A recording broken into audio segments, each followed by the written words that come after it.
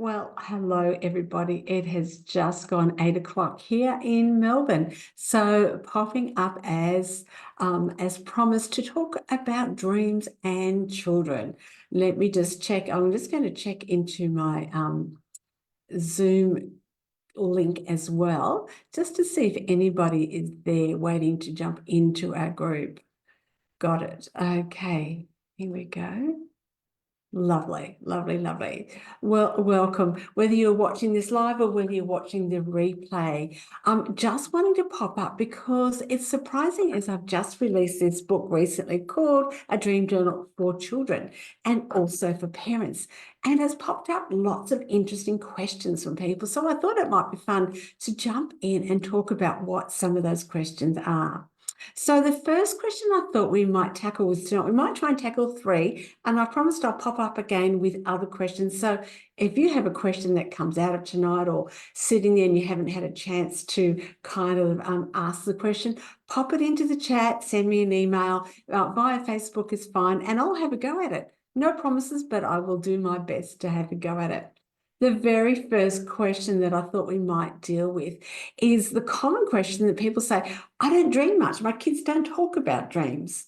And really, we're talking about kids and dreams. So let me just start with this. It's saying, like everything, I think that dreaming is part of how we are designed by God, that we are created to dream, and that it's a wonderful gift that we should steward. It's part of who we are and how we're made to be as people. So I think the fact that we don't dream a lot or we don't hear it about is sometimes we just don't focus on it. We have stopped paying attention to them, or we remember snippets, or kids that we don't talk about at kids, and we just don't pay attention to it. And typically in the world of children, particularly if you've got school-age children, once they go to school, all their logic and all their sequential thinking starts to get really developed. But sometimes the heart language, or if you like, or the spiritual language of a child doesn't get developed at the same rate. So it's quite common sometimes that I've heard people say, I don't dream much, but really, is it really the latent thing that sits dormant, if you like, that sometimes we need to stir back up again and be courageous to stir back up, because sometimes it takes a little bit of courage. So that's my couple of thoughts to put out there for you already, is that maybe, just maybe, is something to be stirred up again for you or your children. Now, the second one that I wanted to jump into is the question about, is my dream from God? Which is a common question for those people of faith. Before I do that, let me just say now that the reason why I'm passionate about this subject, and I'm speaking from a practitioner's point of view, not really an academic or a scholar's point of view, is because I was a big dreamer as a kid, and a dreamer even into my teen years and adult life, but didn't understand them. And so I had to go on my own journey of doing seminars and webinars and books and conversations with God to try and make sense of my dream world. And so I'm speaking tonight as a practitioner, as someone who's had to go along that journey, and my lived experiences, mistakes and trials and testings that go with that. And also that I've had lots of years of ministry with children and families. In fact, I've had about 30 years now experience of family and children's ministry. And often I would hear parents come in tired, coming in on a Sunday morning because the kids were awake with bad dreams or frustrated with nightmares or night terrors. And so I've sort of tried to combine both my lived experience and also experience with children's ministry, and realizing that dreams are more than just a dream.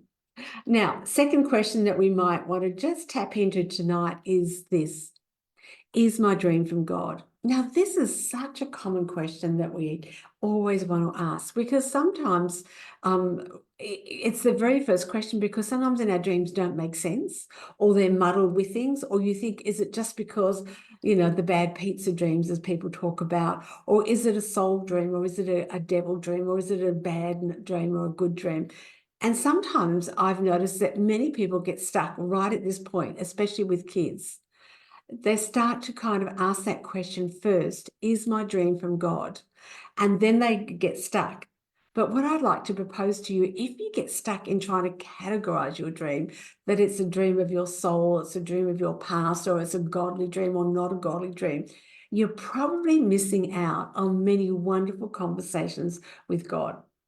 So what I've had to learn to do is, rather than ask that question, is ask a different question and say this: Lord, I'm listening. What do you want to show me or tell me and give me about the dream? Now, let me give you an example for that.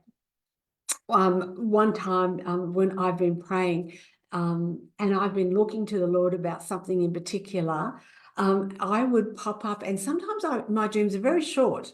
And once a dream popped up, and all I had was, remember 48, remember 48. Not much of a dream. I don't think I even remember seeing a picture. And I remember hearing, remember 48. Well, what I did with that is, in the next day, when I sat with the Lord, I just started mulling over, what is it about 48? Is it the 48th book in the Bible? Is it 48, the 48th chapter? Or is it the number of symbolism of 48? What is it? Or is it just my silly imagination? But actually, I entered in a conversation with God and just seeking his face and seeing what he had to say. And as the day went on, and then I was in a prayer meeting with some friends, I heard the Lord say, Rosalind, it's 48 days. And then I got another little inkling towards that. But it could have been quite easy just to miss that and dismiss it because it was so seemingly insignificant and little. Yet I tried to grab it, steward it, and then pursue having a conversation with God about it. So that's one example I would go. Sometimes we try to see that dreams and that kids' dreams might use a lot of spiritual language before we pay attention to it. Or they might need to see angels or a Bible and all the symbolism that we're used to expecting for things to be holy or godly. But I'd like to encourage you to think with children, often God will speak in a language that they grabs their attention, with things that they are familiar with. And so don't be too quick to dismiss it or get stuck on that question about, is this from God? Now, I just want to refer to you back in here in page 3 in the journal. I'm just going to check my notes here. What the most important thing is about this is we want to nurture a child's dream life rather than shut it down. Because once children start to shut down gifts and hearing God, it's really more difficult and challenging to try and raise it back up again. So whenever it's possible, we want to create that curiosity and nurture it. And now in page 3 of this journal here, the best way to do this is here in page 3. It says just to record the dreams. Record the dreams. Grab what you can remember, and start recording them. In the journal, I've given 3 ways for children to do it. Is by mind mapping, by drawing, and writing. Of course, there's other ways that you can do it. And if your child is pre-writing and drawing stage, you can make an audio recording of them. But the first thing to do is to record the dreams. Now, why is that so important? Well, recording the dream is important because you're showing children that you're stewarding it, you're normalizing it, and then also you're teaching them about how to, if you like, regulate the emotions that often come with dreams. And let's face it, some dreams that kids have can be scary or puzzling or alarming even. But as soon as they start to externalize it by recording the dream, they can begin to regulate emotions, and then you can start having those conversations with God that I mentioned as well. So that's kind of step number 1. And I outline in the dream journal here different ways that you can go about doing it. And again, I would try not to categorize the dream there about whether the dream is a soul dream, a good dream, or a bad dream, but actually just listen and record it. And then as a parent, you can help your child to go on the next step. Sometimes, let me tell you another quick story. I've been surprised that when we've done live workshops on this topic and helping children get rid of fears at night, sometimes parents have been surprised to realize when they've decoded their child's dream, it was actually an answer for their prayer. Now, even though the dream might be scary or alarming, that's not uncommon, but sometimes God actually reveals the schemes of the enemy so that we're not caught unawares.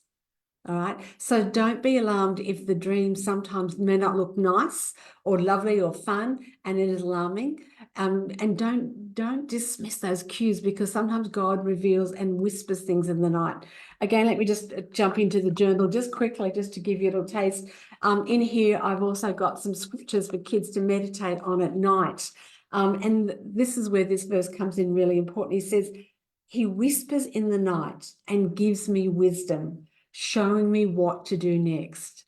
And sometimes it's enough for God to whisper a thought in the night so that we know what to do. And that's happened to me many times over in my dream interpretation. I've seen parents get a clue about what is going on.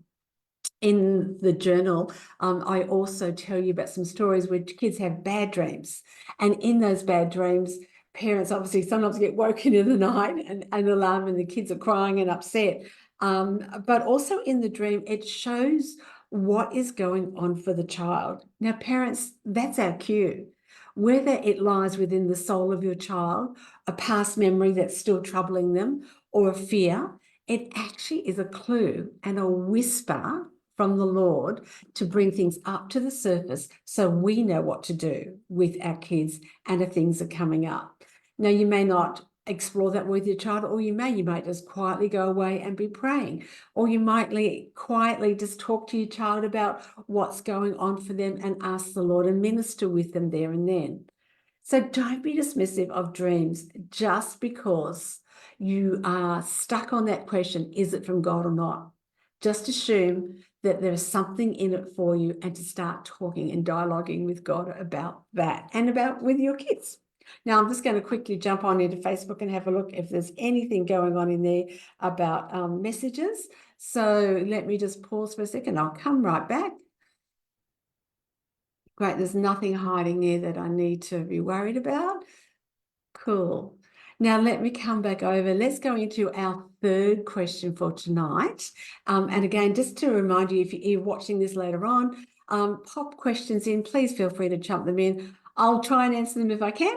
And I would love to hear what also questions you find and tips you find. Third question for tonight. My dream is just made up of everyday stuff and doesn't make sense.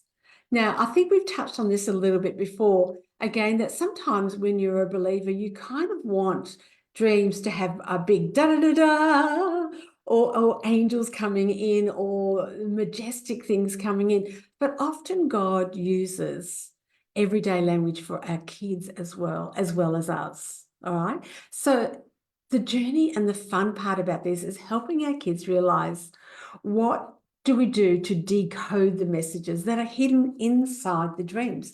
And that can be sometimes, as an adult, quite a challenging thing. But for kids, it can be as simple as solving a mystery or a puzzle. And that's kind of the language that I have used inside the journal. So the kids might see it is just actually a way of having a bit of a fun conversation with God, and not a scary one, because we don't want to go down that path. And remember, this is really important when dealing with kids and dreams. I'm just looking at my notes here, that kids are often concrete and literal thinkers. So what is unnerving to them is that they might think a dream is literal. And dreams are very, very rarely literal in my experience. So this is really helpful to remind your kids that there is hidden messages to seek out, like a hide and seek, like a decoding or putting a puzzle together. And that's when you find the meaning. They are not literal. That's really important to let kids go, no, dreams are important and they're a gift, but they are not literal. What they saw and what they experienced is actually not what the dream is necessarily about. And with practice, they get better at understanding that. Just by way of an illustration, this is just my own personal, I guess if you like, dream language that I've discovered with God, is that it often has a play on words and riddles that I need to sort out. Maybe because I've done kids ministry for so long, I'm not so sure. But often I would find that he does a play on words. And I've had quite a few dreams where there have been a father and son, or two Peters and Davids. In my house, I've got a husband, David, and a son, Peter, and they will be in the dream, but the dream is not about them. It's been about other people with the same names. And that's kind of almost a little bit funny, the way that the Lord does that for me. And he's going, oh, no, it's not about them. It's about this situation over here. And this is what you need to be doing and praying. So sometimes we take that, but there's fun inside of this, and that it's like an adventure to go on with God, discover what the dream language is like, and what can they discover and have fun with him. So that's really important. Let me just quickly recap. Oh, one more thing I did put in there is I really encourage people to capture the dates of your dreams. And in the dream journal, I've left room for that. When we record them, I really encourage you to put a title, because that makes it memorable to go back to, and the date, and then go on from there. Often I found God asked me to go back and look at the date, and he talks funnily to me about those sometimes. And sometimes the dreams you have to, and this is one of the clues in the decoding that I've put in there, are about the past, the present, or the future. And it's really good sometimes to hold your dreams in the journal. And when you're facing things, or your kids are facing that, sometimes it might be interesting to go back to the dream and see where the dream now makes sense. Okay, the dream will not define your future, but sometimes it can help you make sense of the future, or the past, or the present. So, okay, well, it's been fun talking about dreams. It's one of the fun topics that I really, really like. So we've talked about 3 things. What happens when you don't dream much? Start stewarding them, paying attention to them. Secondly, is the dream from God? We talked about that. And thirdly, dreams are just made up of everyday stuff, and they don't make sense. They are symbolic, and they have got lots of decoding to be done in it. I hope you found that a little bit of fun to start you going on the journey with dreams and your children. Tomorrow night, I'm going to pop up again with 3 more questions that I've been asked about dreams. But if you have one, please feel free to pop it in now, and either into the chat below if you're watching this, posthumously afterwards if you're watching the recording, or email me if you know how to reach me, or on my Facebook page, and I'll have a go. That would be fun. So bless you and sweet dreams, and really, may your children dream without fear, and know that Jesus is the Lord of the day and the night. And the night season really belongs to Jesus. Bless you and your families. I will speak again soon. Bye.